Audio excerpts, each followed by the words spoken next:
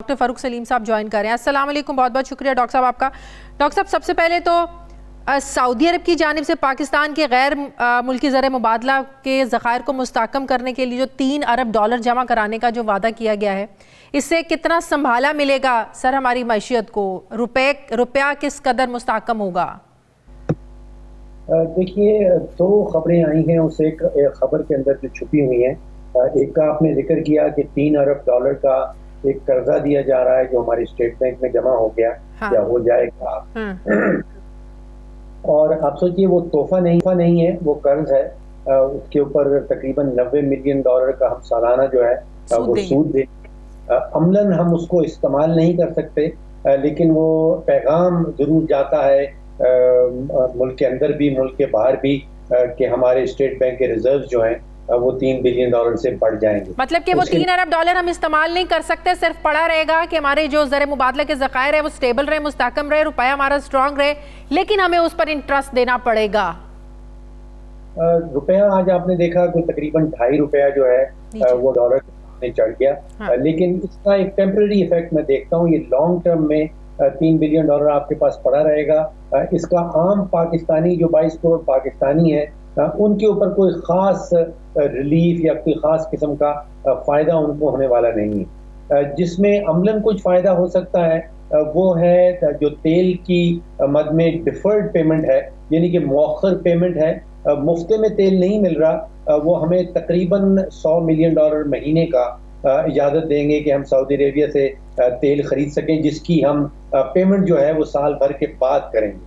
जिसका मतलब यह है कि तकरीबन आजकल की कीमतों के हवाले से कोई 40,000 बैरल तेल रोज़ाना का, तो हम कोई 6 लाख बैरल इस्तेमाल कर रहे हैं। उसमें से आप समझिए 6 या 7% जो है वो हमें सऊदी अरेबिया सप्लाई कर देगा। जिस 175 से डॉलर 172 पे आया है, तो जाहिर है इससे जो हमारे एकदम कर्जे बढ़ते हैं वो कर्जे भी आप समझते हैं कम हो गए हैं?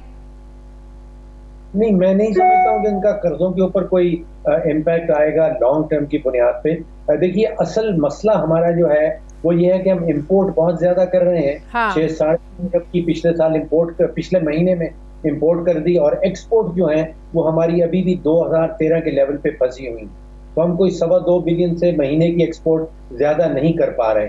ये समझिए कि मरीज है, माशी मरीज है, अस्पताल में दाखिल है, और अब उसको हम एक एस्पिरिन दे रहे हैं जो सऊदी अरेबिया की तरफ से आप समझिए $3 अरब का स्टेट बैंक और कोई $1.2 अरब का तेल।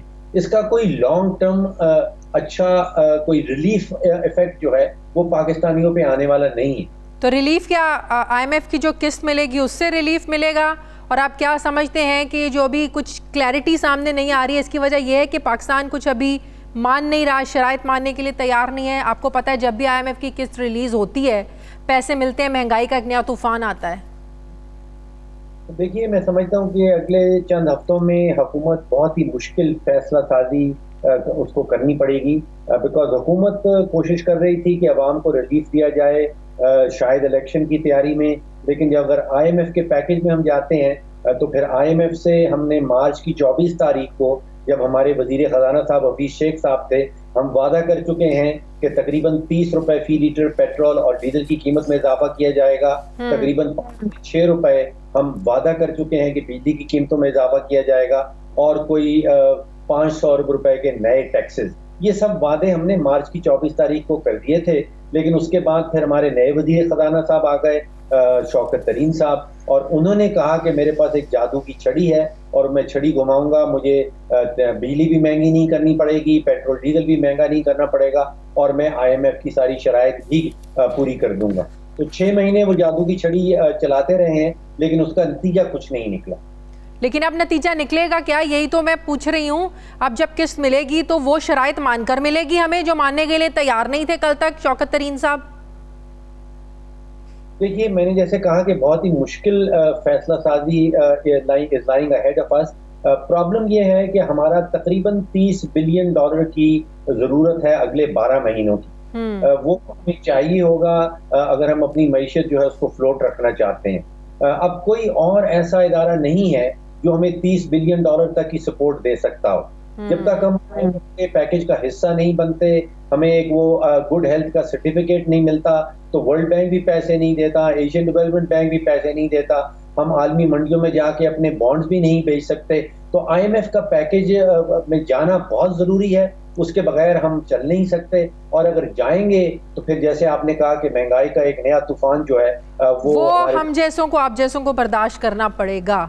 बहुत बहुत शुक्रिया हमारे मौशा doctor Farooq. Supreme Court of Pakistan की एक हफ्ते में नस्ला टावर को बारूद से उड़ाने की डेडलाइन के बाद कमिश्नर कराची ने नस्ला टावर के बिजली, पानी और गैस के कनेक्शंस काट दिए हैं।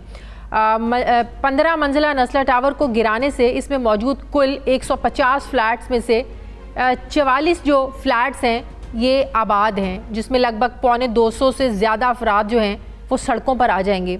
इस साल जून में सुप्रीम कोर्ट के हुक्म के बाद तजावुज़ात के खिलाफ ऑपरेशन हुआ था और इसकी जद में शाहराह फैसल पर कायम ये नस्ला टावर भी आया, जिस पर अज खुद नोटिस लिया गया था। 16 जून को चीफ जस्टिस ऑफ पाकिस्तान गुलजार अहमद की सरबराही में 3 रुकनी बेंच ने सर्विस रोड की अराजी पर कायम 15 मंजिला इस गैर कानूनी नस्ला टावर को गिराने का हुक्म दिया। इस बात की तस्दीक तमाम मुतल्लिका सरकारी महकमों ने की कि नस्ला टावर की 1/3 ज़मीन नाजायज़ तौर पर हथियाई गई है। इस फैसले के खिलाफ नस्ला टावर और बिल्डर्स और मकीनों ने सुप्रीम कोर्ट में नज़रसानी की दरखास्तें दायर की।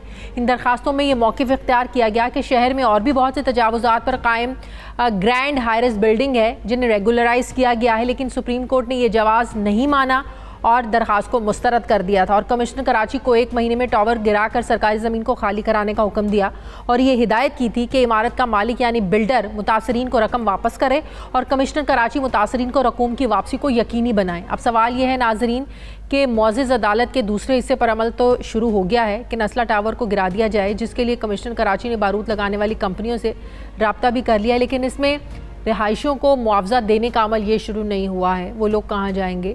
लेकिन अगर पहले रिहायशियों को अदालत के हुक्म पर मुआवजा दिला दिया जाता तो आज वो आसानी से टावर में मौजूद अपनी रिहायशों को खाली करके अपने रहने का कहीं और बंदोबस्त कर सकते थे। जबकि सिंध हुकूमत एक बार फिर से वही गलतियाँ दोहरा रही है जो गैर कानूनी ज़मीन पर ढेरों अप्रूवल्स देते हुए पहले भी की गई हैं। इसी पर बात करने के लिए मुझे ज्वाइन कर रहे हैं कराची से हमारे रिपोर्टर वकास बाकिर। बहुत शुक्रिया वकास आपका। वकास, जो यहाँ पर इतने लोग आबाद हैं, 44 फ्लैट्स हैं, 44 ख़ानदान हैं, क्या कहना है उनका? वो लोग कहाँ जाएंगे? सिंध हुकूमत ने उनके लिए कुछ किया है या जो बिल्डर जिन्होंने ये बनाया है उन्होंने कोई रकम देनी है या नहीं देनी? बहुत शुक्रिया। देखिए, असल सवाल ही इस वक्त यह है कि सिर्फ नस्ला टावर गिराना या कराची में ऐसी दीगर गैर कानूनी इमारतें जो कि खिलाफ ज़ाब्ता तामीर हुई हैं, गैर कानूनी ज़मीन पर तामीर हुई हैं, वो मसला नहीं। अदालत उज़्मा के अहकामात पर अमल दरामद अपनी जगह। इस नस्ला टावर के मकीन और कराची में ऐसी हज़ारों इमारतें हैं जो कि किसी भी वक्त जो है वो अदालती अहकामात पर या इंतज़ामी फैसलों की वजह से उनकी जो किस्मत का फैसला हो सकता है। अब नस्ला टावर के मामले को अगर हम लेकर बात करें तो इसके कई साल पुराना मामला है। 2005-6 में पहले इसको इस शाहराह फैसल को जो रिहायशी इलाका था उसको कमर्शियल में तब्दील किया गया। उस वक्त जो है वो जमात इस्लामी के बल्दियाती निज़ाम जमात इस्लामी के मेयर थे। उसके बाद फिर सैयद मुस्तफ़ा कमाल जो कि MQM के थे वो इस कराची के नाज़िम आला बने। पाकिस्तान पीपल्स पार्टी, MQM, यही मैं सवाल पूछने वाली थी कि ये कैसे मुमकिन है कि शहर के वस्त में इतनी बड़ी बिल्डिंग बनती रही और किसी को खबर ही ना हुई। गैर कानूनी तौर पर ज़मीन हथियाई गई, इतनी बड़ी बिल्डिंग बन गई, इतने फ्लैट्स बन गए, 150 फ्लैट्स बन गए, लेकिन किसी को पता ही नहीं चला।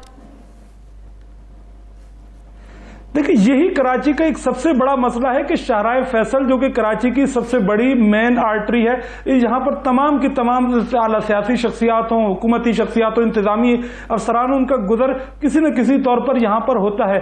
लेकिन सबने सरफ नज़र किए रखा जब ये मकीन जो इन फ्लैटों के अलॉटीज जब ये फ्लैट बुक करा रहे थे, तामीर हो रही थी, जब बिल्डर ने अपना प्रोजेक्ट लॉन्च किया था उस वक्त मार्केटिंग की थी। किसी से हमारे सरकारी इदारे ने, किसी सूबाई हुकूमत ने, किसी और ने इस पर न कोई कार्रवाई की, न उनसे पूछगछ की। बतदरीज जो है वो अपने इस इजाफी जो जमीन, लेकिन आज उन इदारों से कोई पूछगछ नहीं की जाएगी जिन्होंने इस बिल्डिंग को बनाने की अप्रूवल दी थी। कौन कौन से इदारे शामिल थे उसमें? देखिए इस कोई भी कराची में बिलखुसूस या बिलुमूम तो किसी भी शहर में जब भी कोई इमारत तामीर होती है तो उसमें वहाँ की बिल्डिंग कंट्रोल अथॉरिटी अगर जमीन की जो एजेंसी जैसे अगर केडी है, केएमसी है, बोर्ड ऑफ रेवेन्यू है, उसका इख्तियार होता है। उसके अलावा Karachi water and sewerage board की जानिब से एनओसी ली गई होगी पानी के लिए कनेक्शन के लिए, के electric, Swiss southern gas company, तमाम मतलब सब लोग इन्वॉल्व हैं, हर इदारा इन्वॉल्व है यहाँ पे। जी बिल्कुल, देखिए सरफ नजर किया गया और आज उन अलॉटीज की बात सिर्फ नहीं है, मामला दूसरा एक इसमें सबसे अहम पहलू यह है कि हमारे यहाँ कराची में खासतौर पर जो भी तामीरात हो रही हैं इस वक्त भी, यानी अब जिस वक्त हम इस नस्ला टावर के केस की बात कर रहे हैं, पूरे पाकिस्तान में इस केस और इस केस से मुतालिक जो फैसला आया उस पर बात की जा रही है, लेकिन विफाकी हुकूमत का, सूबाई हुकूमत इस पर कोई बात नहीं कर रही कि अदालत उज़्मा के जो अहकामात आए हैं, जो फैसला आया है उस पर जो उन्होंने इंतजामी अफसरान से बात करनी थी, उन मुतालिका लोगों से बात करनी थी, जो लोग इस सारे मामले में सरफे नजर किए रखा, उनके खिलाफ क्या कार्रवाई हुई, सिंध हुकूमत क्या कहती है इस मामले को लेकर? खासतौर पे उसमें कोई देखिए सिंध हुकूमत के पास इस वक्त जो है वो सिर्फ एक बयान दे देते हैं सूबाई हुकूमत के लोग कि वो इस अदालती फैसले को से मुत्तफिक नहीं है या उसको मानते, उसको उस पर अपना इख्तिलाफी नोट रखते हैं। अदालती अहकामात है, हुकूमत के लिए मानना लाजिम है और हुकूमत उस पर अमल दरामद की पाबंद है, लेकिन सूबाई हुकूमत के पास, खासतौर पर वफाकी हुकूमत के पास ये इख्तियारात जरूर कहीं ना कहीं कानून के जरिए से उनके पास मौजूद हैं कि अदालत उज़्मा का जो नस्ला टावर से मुतालिक फैसला आया है, बिलखुसूस जो उसे जिस तरह उसको गिराने का, डिमोलिश करने का जो हुक्म दिया गया उस पर विफाकी और सूबाई हुकूमत अदालत उज़्मा से रुजू कर सकते थे और कुछ नजरसानी की बात की जा सकती थी, लेकिन बिलखुसूस नाजायज जमीन पर नहीं बना, ये सरकारी जमीन पर नहीं बना, हुकूमत ये मानती है क्या? अगर हुकूमत ये मानती है इसीलिए तो नहीं है वो अदालत के फैसले से। नहीं, अदालतें जब अदालती इस फैसले से मुतालिक कार्रवाई हुई है तो न सिर्फ हुकूमत के इदारे बल्कि खुद नस्ला टावर के जो बिल्डर हैं उनके वकला ने भी इस बात को तस्लीम किया कि जो इसमें जो इस केस में जो 264 गज की जो जमीन है वो मुतनाज़ा है और वो कानूनी नहीं है। अदालत बिल्डर के वकील ने भी अदालत उज़्मा से ये दरखास्त की थी कि अगर वो चाहें तो उसको उस हिस्से को सिर्फ गिरा दे, लेकिन यकीनी तौर पर जिस मुतनाज़ा जमीन है उस हिस्से पर जो इमारत के पिलर खड़े हुए खत्म नहीं किया जा सकता। उस हिस्से में कितने फ्लैट्स हैं, फिर कितने लोग मुतासिर होंगे अगर सिर्फ उतने हिस्से को गिराया जाता है? देखिए सिर्फ 264 गज को भी गिराया जाएगा तो पूरी इमारत ही मुतासिर होगी। मसला इस पूरी इमारत का नहीं, अब हमने इस बात को भी सिर्फ देखना है कि सूबाई हुकूमत, ये केस नस्ला टावर का जो केस है दिसंबर 2020 से अदालत में जेर समात है और इस तरह के दर्जनों केस मुख्तलिफ अदालतों में, हमारी हाई कोर्ट्स में, सुप्रीम कोर्ट्स में कहीं ना कहीं चल रहे हैं, लेकिन सूबाई हुकूमत ने क्या इन गुज़िश्ता 4 से 5 सालों में कोई ऐसा मैकेनिज्म बनाया कि ये कराची में जो भी हाई राइज बन रही है, जो तामीरात हो रही है, जो खरीदो प्लॉट्स, दुकान, मकान की खरीदो फरोख्त हो रही है, उसके लिए एक आम शहरी कहां पर रुजू करे, किससे मालूम करे कि आखिरकार में जब ये फ्लैट बुक कराता हूं तो एक तलवार लटक रही है कि कब उनको निकाल दिया जाए, कब इस बिल्डिंग को गिरा दिया जाए।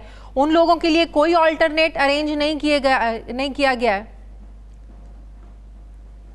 देखिए इससे जो नस्ला टावर के मकीन हैं वो यकीनी तौर पर इस तरह के मतमूल खानदानों के, वो उन्होंने अभी इस वक्त तो इस इमारत को खाली कर दिया चूंकि वहां पर यूटिलिटी कनेक्शन काट दिए गए हैं, तो मकीन आज भी कुछ जो फ्लैट्स के मकीन जो वहां पर मुकीम थे वो उन्होंने अपना सामान लेकर वहां से निकल गए हैं। उनके सरों पर बिल्कुल तलवार लटक रही है कि उनकी जो एक खतीर रकम की इन्वेस्टमेंट थी और जिस वक्त ये फ्लैट बुक किए गए, जिस वक्त ये पोजीशन मिली, उस वक्त इसकी एक वैल्यू कुछ और थी, आज उसकी वैल्यू कुछ और। लोग इसीलिए सरमायाकारी करते हैं कि मुनासिब वक्त में उसके फवायद समेटेंगे।